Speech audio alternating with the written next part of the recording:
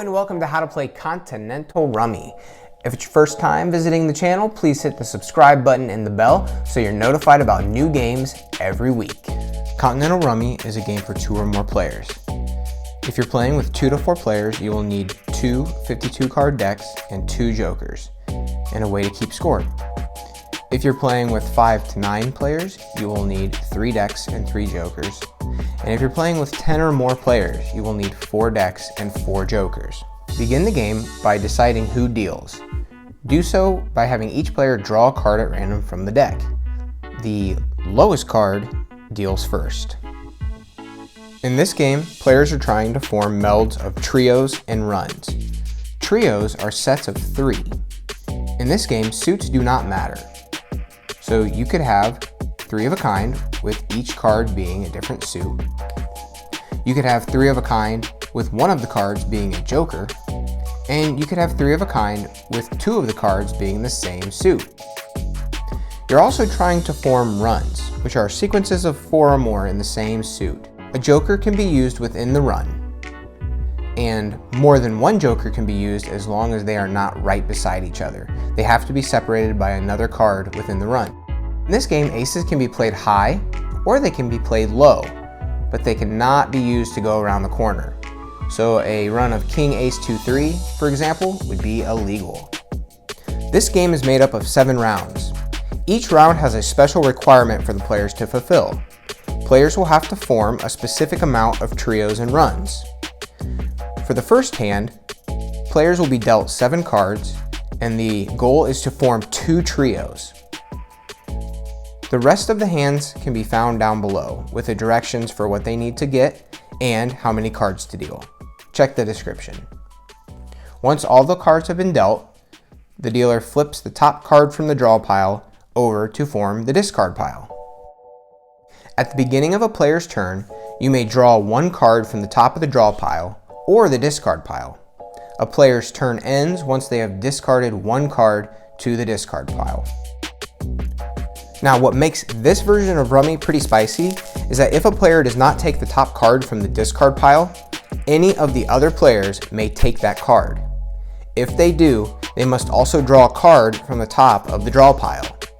This player does not discard a card. The extra card drawn is called a penalty card. This must be done before the player finishes their turn by discarding. If more than 1 player wants the card, the player closest to the left of the player taking their turn gets it. Play like this continues until one of the players at the table has met the requirements for the round.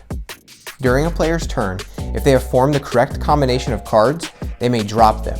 They cannot form any other trios or runs during this hand. Any extra cards must be played on another player's dropped cards. Once a player has dropped the required combinations and discarded their last card, the hand is over. Here the player has met the requirement for the round. They go ahead and they drop the 2 trios that they have formed. Now they must work to get rid of the remaining cards in their hand. This player has 1 card left, the 4 of diamonds. They drew the 6, which can be added to their trio of 6s, and they discard their final card. The hand is officially over. Each player earns points for the cards left in their hand. In this game, jokers are worth 50 points. Aces are worth 11.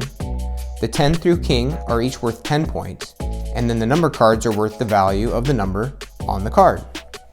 Winning player scores 0. If you're able to discard your final card in 1 turn, you can subtract 10 points from your score.